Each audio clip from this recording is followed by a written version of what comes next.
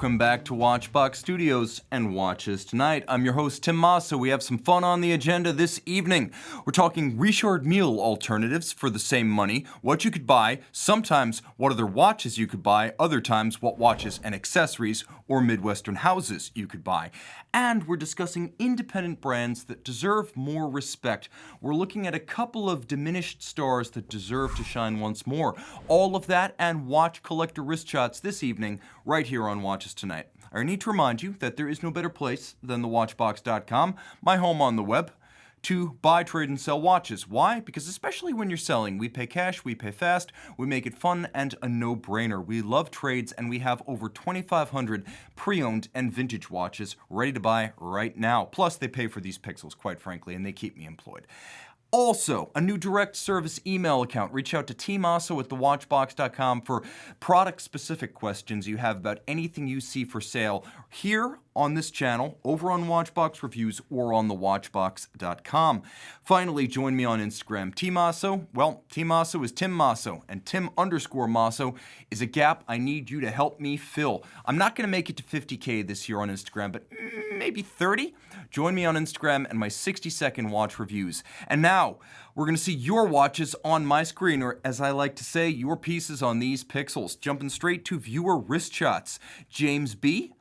opens our show with a stunning Grand Seiko Skyflake on a full factory bracelet. Impressive and unusual. That is a good-looking watch and very different from the basic model on a strap. Russell K. of the UK showcases his Cloisonné enamel Patek 5131R. Gordon C. of Glasgow sports his Grand Seiko SBGJ201 at the Falkirk Kelpies. And here's a larger image of that backdrop because I thought it was particularly interesting. Eric N. is at Looking Glass Falls in North Carolina with his PAM 682 bought from the Watchbox. Thank you, Eric, for trusting our company. And Josh Thanos, I believe. Send your wrist shots to mondaymailbag@thewatchbox.com to see your analog on my digital. Let's jump in the box and see who's with us so far. I can see PY7, Russell 996, Man of Many Wrist Shots, joining from the UK, McKinley Stevens, Matt Foster, BNS. We've got Eric Nielsen, we've got James B, we've got Abdul R, a longtime fan and frequent contributor, Mr. No Date, evening all, evening Mr. No Date, and Mark S, Gordon Crawford, Turkischer Meister, Flippin' Zippo, Alexei Simola of Finland. We've got Christopher G, we've got Victor, we've got Neo, and we've got Cull Obsidian. All welcome. And Christopher G joining in from America's left coast in Portland, Oregon. I appreciate you joining me from relatively early in your day. All right, jumping back to the program tonight, Richard Mille, a brand that is polarizing unlike anything that is not actually electronic or magnetized. This is a lightning rod of a brand. Some love it, some loathe it, but I will say this, for the price you pay for a Richard Mille RM011 Mclaren, you have options, some of which are wonderful watches, others are fantastic accessories for your watch and your lifestyle. So quick question, what could you buy for the price of a $191,500 Richard Mille RM011-03 Mclaren? Keep in mind, this is a limited edition of only 500 pieces. So it's not exactly scarce, though the market will ultimately demand up to $300,000 to buy one used. So if you're going to buy it, buying it new is the way. Shamefully sold out at that price. Thus, I propose as an alternative, available on demand, a pre-owned Breguet 5887, sometimes known as the Grand Marine, a timepiece that is equation of time, perpetual calendar, platinum, 100 meters water resistant, silicon technology. Oh, it also has a tourbillon and a display, if we can go full screen right there, with a little kidney-shaped apparatus inside the tourbillon carriage that shows you the 4 times per year when the equation of time coincides, that is to say when civil time and solar time are 1. 4 times a year, you could see that little kidney bean on top of the tourbillon. That's why it's there. You'll also notice a perpetual calendar with aperture day, aperture month, and a retrograde date, a guilloche cut dial, immaculately executed included inside a platinum case, but it gets even better on the case back. You could see the fun is just beginning, as the case back of this watch is true craft horology, guilloche on the front and freehand engraving on the back with the image of the Royal Louis, traditionally the largest ship in the French fleet. That is extravagant, and I'll have to say, remarkably exclusive. I would bet that there are less than 500 of these launched in 2017 in existence, so you're even blessed with a watch that will be scarcer than any RM11. So, what's that going to cost? Well, pre-owned, you'll find this watch for about $165,000, $168,000. It retails new for $230,000, but you're not going to have to pay that to get a good one. In addition to that watch, for about $165,000 used, you could buy a full boat aftermarket price Rolex stainless steel Daytona. The 116500 LN can be yours with that Breguet for the price of one bought new RM011-03. All right, jumping into the box right here, I can see Smoke Eater is saying, I would rather buy a Timex Ironman and hydro dip it. Matthew P is joining in. Good morning, Matthew P. And then Matt Foster say they always have great eye candy and quite friendly. Richard Mille, nice folks, not going to dispute that. And then right here, William Rizzo is preempting perhaps a later question from this show, mentioning that he would like a Z06 Corvette. I'm a fan of 6 3/4 liter Bentleys, Aston Martins, and a weird American car called Panoz that you've probably never heard of or seen. They're all cool. Then right here we have Adrian C saying, at this point, you can buy an actual McLaren car. That's right, in the twin-turbo V8 era, that is the era after the Mercedes SLR and the McLaren F1, you can absolutely buy a used McLaren for almost $200,000. And then right here, Cull Obsidian saying you could buy a Patek perpetual calendar chronograph and have money left over for a clutch of Rolex and others. This is a fact. Also, alternatively, you could have a used Jaeger-LeCoultre Master Compressor Extreme Lab 2. The digital chronograph, the GMT, the watch with over 560 movement parts, and I'll mention a $4,000 pin buckle that is hand removable and adjustable. This is a timepiece that shocks on every level. Wish we had a better picture, but that one didn't blow up as nice as I'd hoped. A timepiece, however, I should mention that is also 100 meters, shock resistant, with quick release lugs. It is the full package, a digital chrono and a dual time. It has a multifunction crown just like an RM, but unlike an RM, buying this one used for about $36,000 US leaves enough money for a house. A full house in the picturesque American Midwest. That's right, a ranch with a garage for the car you could probably buy if you choose not to go for the JLC. This is an entire life for the price of a Richard Mille. And I have to say, that style is probably going to hold up better than the Great Pumpkin all-orange RM11. But there's more. If you prefer dress watches, you could have the achingly gorgeous 2018, and this was my favorite new watch at Basel 2018, the last real Basel World, but the 2018 Blancpain Tourbillon Volant Heure Sautante Minute Retrograde, a timepiece that is a flying tourbillon, that is a retrograde minute, that is a jump hour, that has a grand faux enamel dial inside a 42mm case in lush rose gold. It has a 144-hour power reserve, so you're good to go for 6 days. Turn it over, check out the guilloche case back, and you've got beautiful manual decoration, rose lathe style, guided by an artisan who freehand sketches it first. This is about as good as it gets in dress complications. And for the money you save by buying this for around $140,000 US, you'll still have enough money left for my favorite future collector car, that American Panoz Roadster. And I have to say, for that Blancpain and that little fun mobile, I could skip the RM. The RM may be a racing machine for your wrist, but that's an honest-to-God racing machine for the road, as the deity intended. All right, reading from the chat right here. Let's see what we've got. You guys, as always, telling me what you would rather have. I have a comment to the effect of a Patek Philippe 5370P. That's a fact. People right now are paying $300 grand to get the RM011-03 used, and for that, you could buy a used Patek Philippe 5370. Richard Combe, a longtime friend, joining us from South Florida, right from the Watch You Want days. And then right here, we have a friend joining from Iran saying you could have some combination of a 5202R, Grand Longa 1, and then you could have a Longa 330-032. You could have all of those. And then right here, I've got a Sloppy Rice comment. Tim, open a Watchbox store in Melbourne, Australia. If we do, I will be the first off the plane or the boat, depending on my accommodations from Watchbox, to open that store.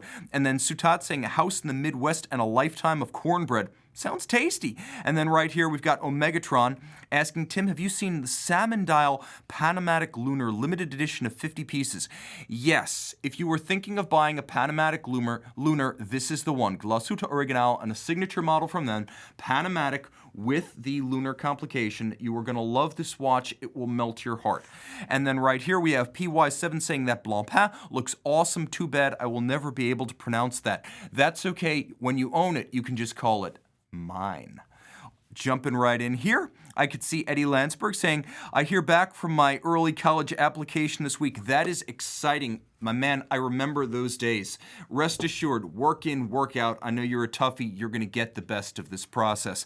And then right here, we have Laurent Michael, or perhaps Laurent Michel, saying, Panoz endurance cars make my knees weak. That's true. I was there in 2002 to see the Panoz LMP1 Roadster S cobbled together a million times from a million crashes, beat the $100 million Le Mans winning Audi R8. It was the greatest trackside experience of my life, and I will forever be indebted to the brand for that dream come true, because that was the day I got my senior year AP scores. I was a happy man. And then right here we have Cull Obsidian saying, Tim, what are your thoughts on the new Bond Seamaster? The return to a fading dial and bezel looks interesting. Well, it's fascinating because it's a no date in the 42mm case size with a very vintage Ministry of Defense or MOD style dial and case back.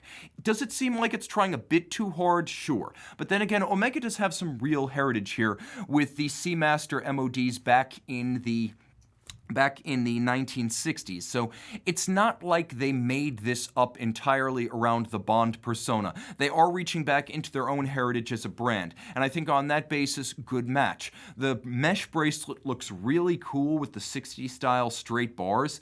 And I would say that although I'm normally not a fan of no-date dials, I actually like to have a date. This is a well-balanced alternative for those who are not going to buy the 43.5mm ceramic version, either because they're not into ceramic, they want their watch on a bracelet, or they just can't wear the case size. So I actually like it. It's not a limited edition, this new Bond, shall we call it special series. I think it's a cool watch. I like the MOD associations. I think ultimately it's no more collectible than any Seamaster Diver 300 meter, but to you or I, it might be more attractive. And on that basis, good addition. And then right here, we have a comment to Eddie, from Mark S. to Eddie Landsberg asking Tim to write a recommendation letter. Eddie, I've met you. You're a good guy. I would absolutely do that, but I think you're going to get into your first choice early decision. Okay, jumping in. I'm going to give you guys a watch because I love you and because it's the holiday season. I am giving away a Rolex Explorer 2 Polar Dial 16570. This is a timepiece that I want to give to a YouTuber. So it's open to other social media and the general clientele, but I want it to go to one of our fans and supporters of this show because you make my job possible. Link in the description. Get in while the getting is good. You got to be in it to win it. Viewer wrist shots. Finn F offers a handsomely composed shot of his AP Royal Oak 14790 with a lovely vino. I'm a fan of red wine myself, as well as that particular mid-size Royal Oak model. Underrated piece. Now, Roy S presents an off-road watches and wheels combo with a G-Shock and a Can-Am X3 XRS. That looks like a good time out in the wild blue.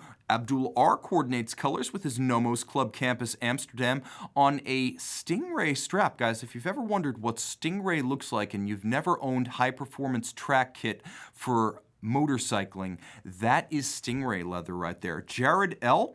frames his icy Grand Seiko Snowflake, the original Snowflake, 44 GS case in front of a local skating rink. A lovely looking watch, guys. Send your wrist shots to mondaymailbag@thewatchbox.com. And I have to mention our main feature. Okay, 4 faded brands that still exist. I'm going to encourage audience response here because I want to know what faded brands interest you and also what you think of these and what they can do to get back on the wagon. First, a little bit of a introduction. The so-called Quartz Crisis in the industry during the 1970s and 80s is famed for decimating the watch space. Over 1,000 Swiss brands collapsed during this period, and the workforce in Switzerland, at least, was culled by 2/3. From 90,000 people, less than 28,000 still working in this space after the Quartz Crisis.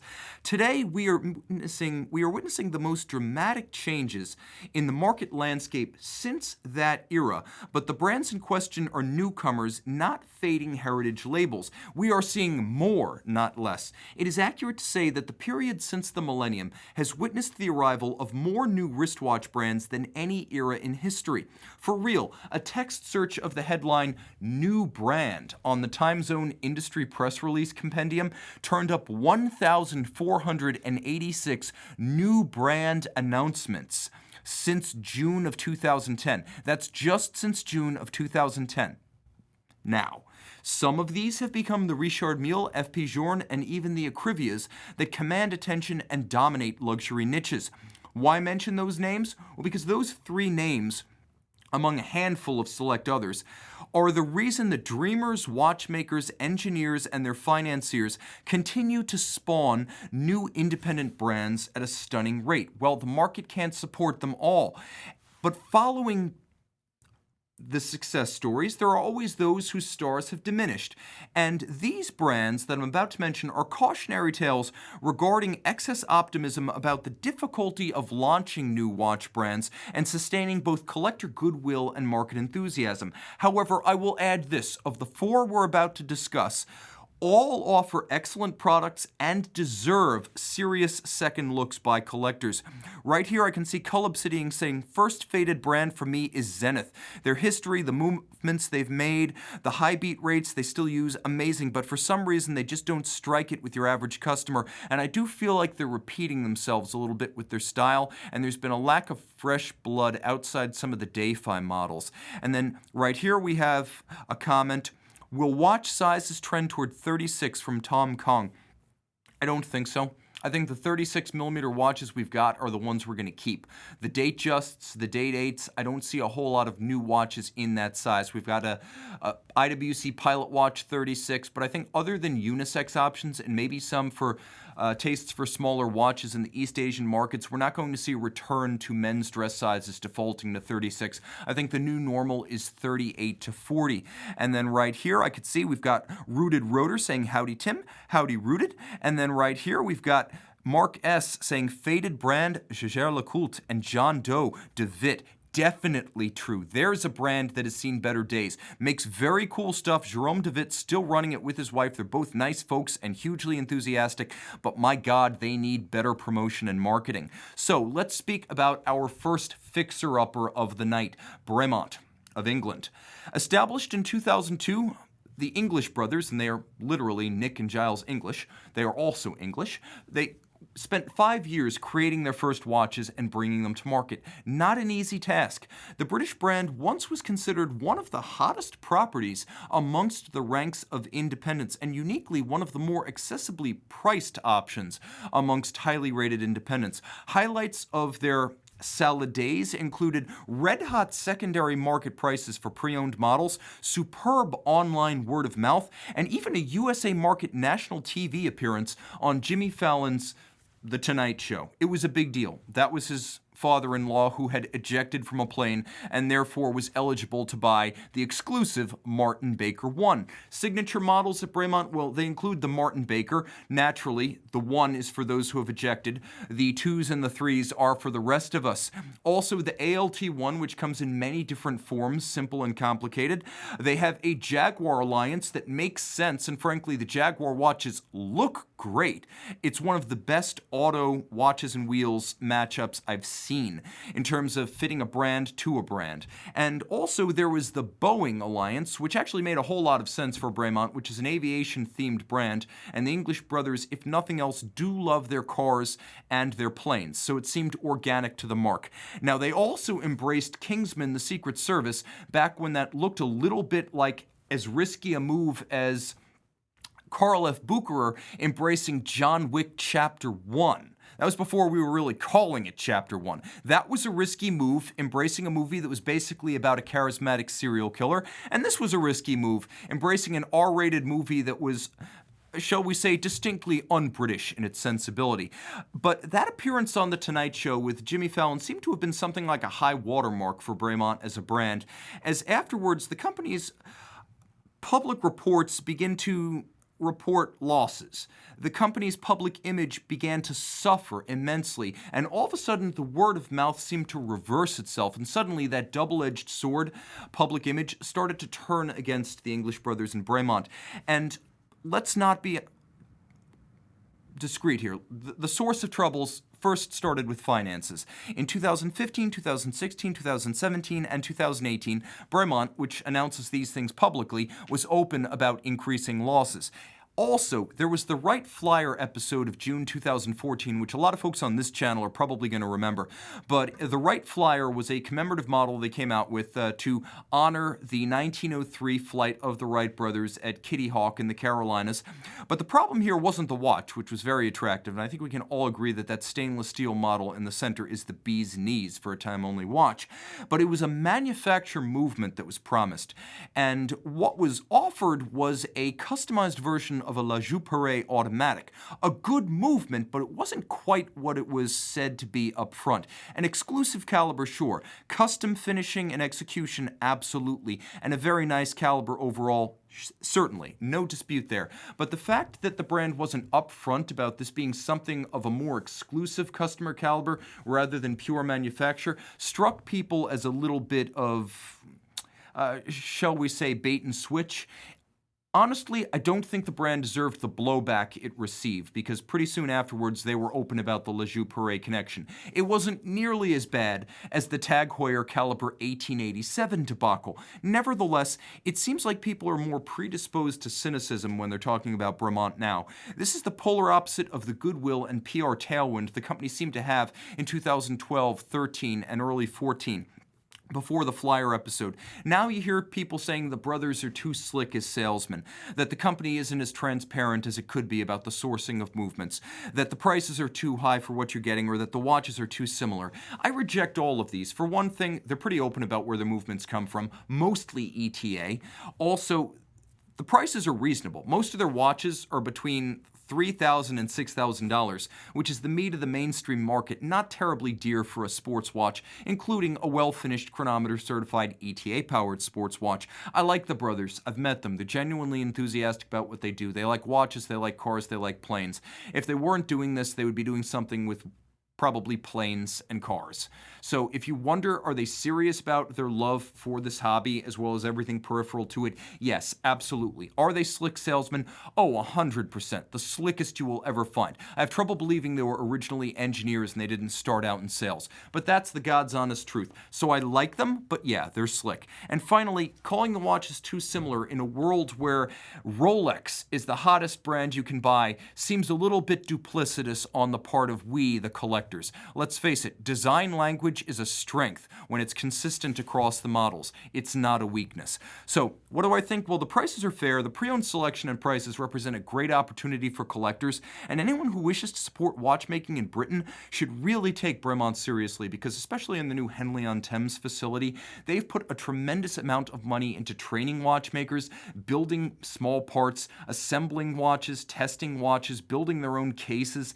If you want to support the nascent recovery of watchmaking in the UK, it's not just the ultra boutique brands like Charles Frodsham and Roger W. Smith. It's also, to a large extent, Bremont. And I think saving watchmaking in the UK, even as an American speaking from the other side of the Atlantic, is a worthy cause, and this is a great way to support it. Do they need a little bit of marketing help? Yes, but there's a lot to love here. Now, jumping into the box, I could see right here, we've got right here Eric Nilsson saying, still waiting for the Bremont Shroud of Turin limited edition. That is true. They do rub people the wrong way with a lot of, shall we call it, sampled relic limited editions where you get a piece of something when you buy the watch, either a piece of the Wright Flyer, a piece of a Spitfire, a piece of HMS Victory, a piece of Howard Hughes' Spruce Goose. You get the idea. A piece of a Concorde. Judge the watches by their style and their quality, because I don't think that piece is necessarily an important piece of the sales pitch, at least not for this guy. Also right here, I could see Cull Obsidian saying Bremont made some stupid decisions. All brands make some stupid decisions. I think every brand has one or two I think they wish they could take back, and that includes the big ones. Rolex, Omega, Breitling, they've all got at least one horse out of the barn from a marketing perspective that they wish they could recover. Okay, jumping in here, I could see Craig S. Your fans from Atlanta. Craig, I am working on that collector meetup in Atlanta for our Atlanta fans. I have not forgotten. And then right here, I could see Xavier N. saying, I've seen the Jaguar collab and it is gorgeous. That's true. The Jaguar watches from Bremont have been super pieces. And then Outlaw commenting, I hope someone resurrects Universal Genève. And then right here, Kevin S. The Spruce Goose was a disaster of a plane. Why not a Hindenburg limited edition? Well, first of all, the Spruce Goose didn't kill anyone. It didn't even kill Howard Hughes' reputation. He recovered. The plane did fly and successfully land, which is one better than you can say of the Hindenburg. And unlike the Hindenburg, it survives today. A charismatic giant of the waves and the air. I've seen the Spruce Goose, and it is worth making a pilgrimage to Oregon to get a look at it. I would not write it off as a failure. And then right here, we've got Mark S. He says he's in Roswell during the holidays, loves Atlanta. Former Atlanta resident right here. I went to elementary school in Atlanta. All right, a brand that I think everyone here loves. Certainly I do, but De Bethune of Lauberson, Switzerland. Established in 2002 by collector David Zanetta and watchmaker Denis Flageolet, who is also a scientist and engineer, no brand has spent more time or money on pure R&D relative to its actual production volume. And again, I consider that a feature, not a bug, because from the collector standpoint, I want you to invest in what you sell me. Now, the investors may not like the idea, but certainly it is borne objective fruit, starting with highlights that include 3 GPHG award wins, including the big prize, the Aiguille d'Or, back in 2011 with the DB28. Many more GPHG pre-selections almost every year they're in the running, and at least a dozen individual patents.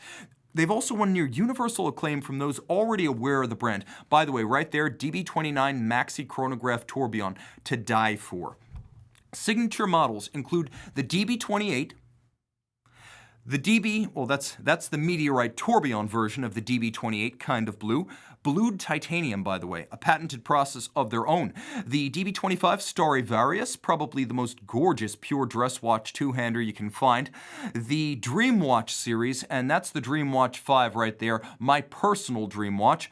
Recently, they've added the LED light-fortified DB28 GS Grand Bleu rotating bezel 100-meter sports watch that offers an innovative sports option. Sources of struggles. Okay, why does the brand need a bit of a revival? First, the watchmaker, Denis Flageolet, founder and partner, did what we all wish we had the integrity to do in our own professional and personal lives, which is to never compromise, look askance to marketing and image, and bet everything on product quality and work quality. The shocking R&D, research and development agenda under Flageolet included patents for at least 6 individual balance wheels. He had more than 6 balance wheels. Silicon escape wheels of his own design, proprietary concentric beating flat hair springs, methods for fire bluing titanium and for bracing high horology movements, manual and automatic alike against violent shocks. And this right here, leave this up for a second, guys. But the research and development budget sometimes strayed so far from commercial applications that open source technology was proposed to the industry at large. De Bethun's Resonique escapement was a 2012 concept for a high-frequency resonator a regulator, basically, a replacement for the Swiss lever that is, in many regards, similar to what Zenith did with the Day-Fi Inventor with its oscillating monoblock system. And the fact that De Bethune, a company that makes 150 watches a year, was dabbling in this and offering it open source to the industry speaks to a pure engineering sensibility and scientifically driven set of priorities. That's not great for the business side, but for us as collectors, it's a dream come true. It's total integrity in the product you buy. Firing technological shots across the bow of Louis Vuitton LVMH brands is impressive, bold, and boffo, but it's one reason among many that DB struggled to make any kind of money at all. Now, annual production is 150 pieces, and DB is laying the groundwork for a comeback. New ownership under CEO Pierre Jacques, who had one go-around with the brand before and is back. He understands the company well, took control in 2017 as the original partner and stylist of the brand, David Zanetta, retired from the watch industry. No brand is more straightforward about its intent to keep watches exclusive, its product quality industry leading, and its prices honest. For what you pay, you're getting very close to the development costs and the fabrication cost. There are some brands out there that offer kingly power, one might even say, or big bang levels of wrist imagery that probably spend hundreds, not thousands of dollars to build their watches in unit cost. De Bethune spends a fortune on R&D, fabrication, and finishing, and what you pay for the watch pretty honestly reflects the work and engineering invested.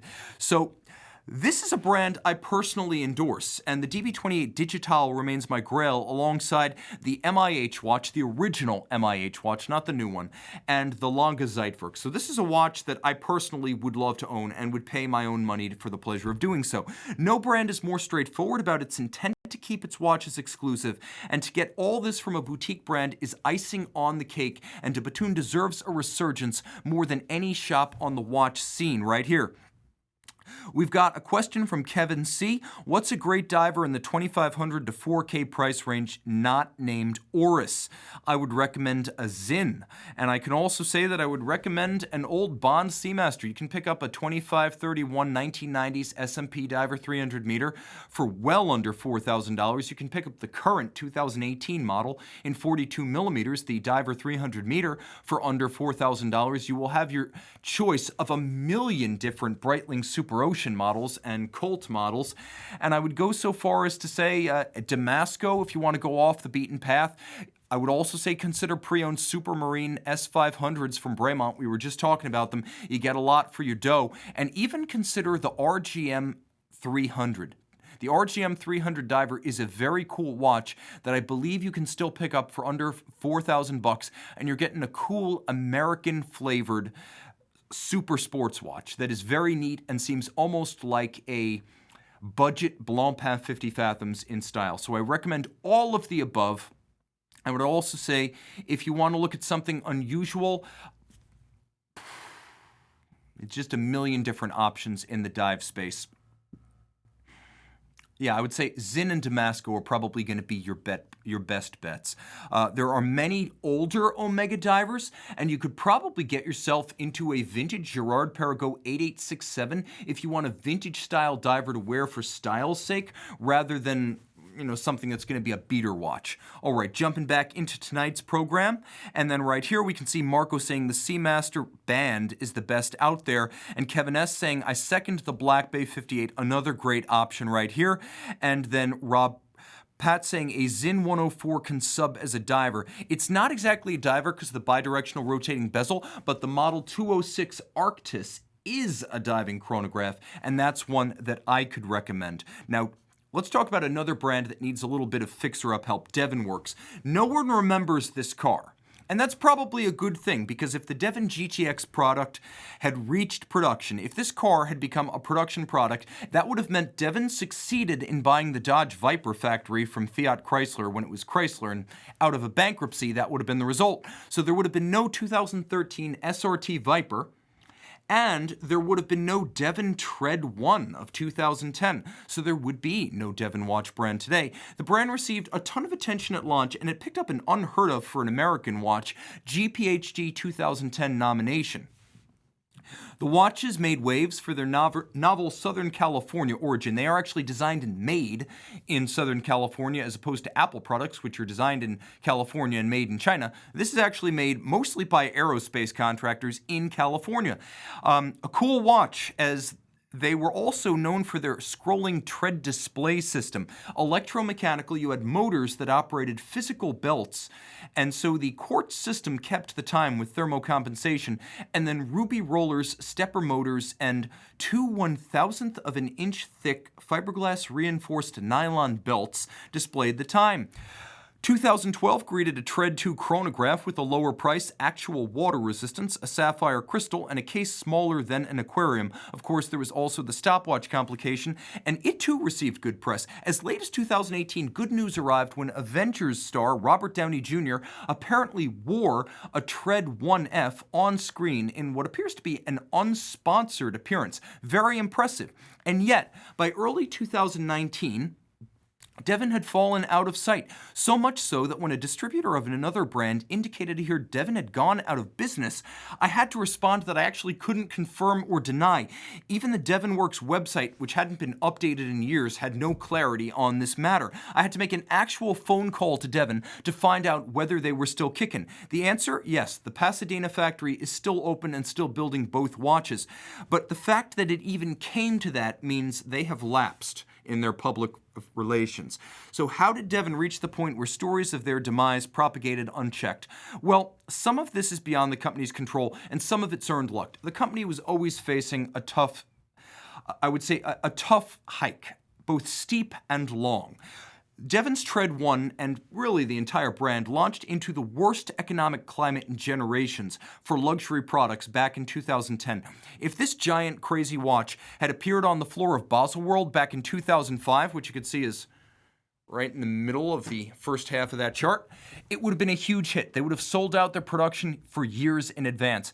Bigger was better back in 2005. By 2009, the party was over, and the market just wasn't right for the Tread. And huge watches just weren't the force that they had been. Over the last 15 years, the trend has been towards smaller watches, and while the Tread 2 serves that, it's not a small watch. It's still huge. Quartz contempt. This is another problem they encounter. Quartz contempt is real, even among seasoned collectors who know their stuff quite well. And for better or worse, the Devons were perceived by many collectors who could write the $15,000 check for that watch in 2010 as quartz watches, as electronic products, as basically electronic accessories akin to an iPod or an iPhone or a Zune. That's not a category you want to be in when you're selling something that is supposed to be an enduring alternative to mechanical watches. This undoubtedly slowed acceptance, and I'll say that's entirely wrong. Luxury quartz products deserve respect. Educate yourself, and you'll probably agree. Finally, because it's American, a lot of folks discounted it because it wasn't made in Switzerland, it wasn't made in Germany, it wasn't even made in Europe, it wasn't even made in Japan. And for a lot of folks, an untested brand from an untested watchmaking company was a path beyond, especially as prices for the Tread 1 climbed towards $20,000, $25,000, even $30,000 for certain examples. On the earned front, they certainly didn't do themselves any shall we say, favors with some of their marketing. Devon's website was awful for years. They did no favors with a website that frankly looked the same for about 5 or 6 model years. I still have more of a social media presence than Devon. On YouTube, you type in their brand and basically it's all videos of my wrist. And on Instagram, a page with 7 photos does not help the cause. 7 photos on Instagram basically says, we couldn't care less. And then down in the lower left-hand corner, what the hell is that? I mean, it's even worse on Devon's current website. This theme of unwanted softcore porn, this was like flashing by, and I had to take like 6 attempts to get a screenshot of it, but I knew I saw something, frankly, was unworthy. And unless 15-year-olds are buying this $25,000 Group 63 and Devon's other 5-figure products, enough of this. Grown men expect more restraint, more respect, both for them and for others in the year 2020, and this kind of softcore girl-on-girl porn really has no space in luxury advertising. Leave that to the old time. Leave that to the previous decades. Leave that to people who are selling like low-budget front-wheel drive tuner accessories. That has no place in luxury watches. And I attended a press presentation, this is interesting on that count, with Breitling CEO Georges Kern in 2018, where he basically said when he arrived at Breitling, all of their advertising and their brand messaging revolved around stuff like that, and frankly, it was gross. And while I disagree with almost everything Georges Kern has done at Breitling, I happen to agree with him on that count. Collectors deserve more respect. This said, I earnestly want to add the wacky Devon Tread 1F to my personal collection. I like the company's products. It desperately needs advertising help and maybe to grow up a little bit. But I already know that the company deserves respect. Its products deserve respect. They're employing people making cool watches in America, and I can get behind that. They need better marketing and collector community outreach to win new supporters. Okay, jumping into the box right here, I can see, leave the softcore girl-on-girl stuff to me, says Medici. And then right now I could see saying, Hype and Style, saying, there was a reason I liked Devon. It seems some of you may disagree with me on the ad approach. And then right here, we can say, Sautante saying, girl-on-girl action sells watches. I gotta disagree with you. I think there's a higher level of maturity among collectors, and they don't really like that stuff, or at least they don't want to be bombarded with it. Not when they're buying their watches. And then right here, we say, anyone have any experience with Zelos? Gotta say no. Jumping back into, sometimes I just don't know, guys. And then right here, we have saying that website says buying a Devon Works is one way to get action. Well, you know, frankly, I don't think it is, because objectively, this is not subjective. Now we're in the realm of facts. You imagine that the watch or the car is going to draw girls. In the end, you wind up with a line of guys asking, can I have a ride? Can I see it? Can I try it? How much did it cost? Is it real? Wow, that's so cool. You're my hero. So yeah, if you want to draw guys, watches and cars, it's a proven equation. It's actually the best way to get guys' attention. Wear a cool watch or drive a cool car. Now, Laurent Ferrier. Early returns were awesome for this brand, which at one point was probably one of the hottest independents on the scene. Early returns successful thanks largely to excellent early run products. The first couple of watches were landmark pieces, and a surprisingly extensive buy-in from Hodinkee that I never fully understood, because they had the hots for this brand like nothing else. It seemed a little bit random and contrived, and frankly, I wonder what was behind that. The brand was great, but there are a lot of great brands out there, and not all of them got the imprimatur of Ben Clymer. So the products were really cool. I actually have to say, starting with the GPHG men's watch winning 2010 double spiral tourbillon, almost every early Laurent Ferrier watch was really, really well done, front and back. The follow-up Gallet micro rotor was a superb piece. Micro rotor automatic 3-day power reserve, super handsome case, nicely sized at 40 millimeters. Beautiful dials and many options, including custom. Around 2017, we began to see a collector shift in collector attitudes with the Montre École case, which for a lot of folks with its straight lug design was a bit too severe, and not everyone embraced the annual calendar, which they felt was maybe Patek Philippe's turf or too strongly associated with Patek. And I would say the turn in attitudes toward Laurent Ferrier, at least among collectors, seemed to harden in 2018 with the Gallet Minute Repeater, which began to prompt odd complaints about movement collaborations. Every Laurent Ferrier movement has been a collaboration, and that was not a secret. That's why the original movement, it was basically Laurent Ferrier 230. It was FBN 230. And the B and the N were the principals in La Fabrique du Temps, which was the collaborator that built, designed, and finished the movements for Laurent Ferrier in conjunction with Laurent Ferrier. But for some reason, it was the minute repeater that seemed to set people off, possibly because they've seen that movement in other watches from other brands, whereas the other Laurent Ferrier collaborations were exclusive to that brand. It continued in 2019 as many claimed Laurent Ferrier missed its market with the 12-piece $185,000 Tourbillon Grand Sport. A lot of folks said obvious Nautilus ripoff and way too expensive for Richard Mille money. I happen to disagree. I think 12 was the right production run and they'll find happy owners, but I do see what you're saying about this being a Me Too derivative watch.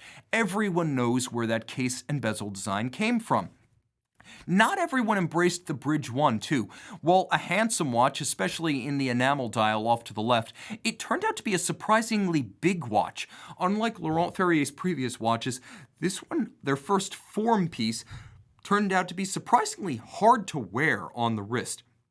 And well, not everyone's into non-round watches. So there's also been a management shakeup that's caused a little bit of turmoil at the brand, with the controlling investor Francois Servanin taking over as CEO back in August, and this is now the fourth CEO that the young brand has had. All of which is to say, a lot is up in the air right now. There's a bit of a turnaround effort going on. Part of that is on the business side where they need to make more money, and part of that is on the consumer side where they probably need to reconnect with their core traditional dress watch clientele, better communicate movement collaborations, and perhaps focus, maybe even double down on some of the early Galet case shapes rather than moving away to form watches and the montre école. I would also say that if they're going to do a sports watch, it needs to cost less than almost 200 grand and probably be less obviously derivative of that other famous Geneva stainless steel sports piece. Jumping into the box right here, we got Hype and Style saying, what is up with those lugs? And then right here we have Mr. No Date saying, the Bridge 1 is horrendous, I'm not a fan. And then right here we have Mr. No Date also mentioning that I happen to love the Grand Sport. Maybe a time-only micro-rotor powered version would be the right formula for Laurent Ferrier going forward.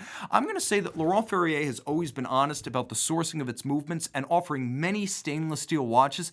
It's also allowed you to get into a very high level of handmade, hand-finished movement for relatively less money than the usual precious metal premium that comes with that type of watch. Offering the stainless steel with the high horology movements has been enlightened and welcome from Laurent Ferrier, and I think it's one of the highlights of the brand's asset portfolio. Going forward, that's one of the best things about them.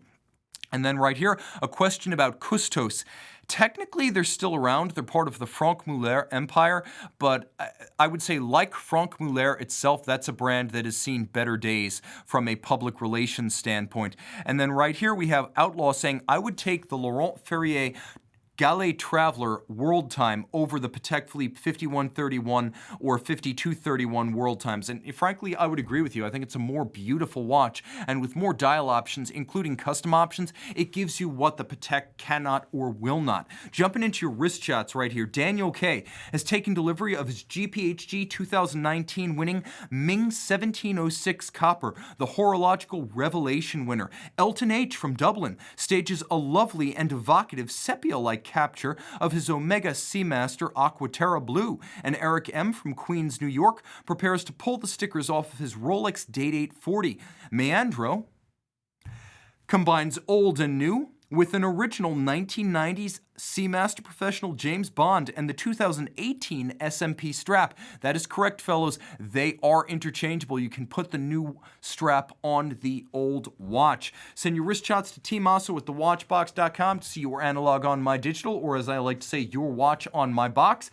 And remember, guys, tmosso at thewatchbox.com is your direct service line for questions you have about any watch you see on the Watchbox, Watchbox Reviews, or here on Watchbox Studios. Comment and subscribe, guys. You make the best job in the world possible. So comment below. I always love to read and respond. Help me fill the gap at Tim_Mosso on Instagram. Guys, thank you so much. Time out, Tim out. Thanks to my crew, thanks to you, and thanks for logging on.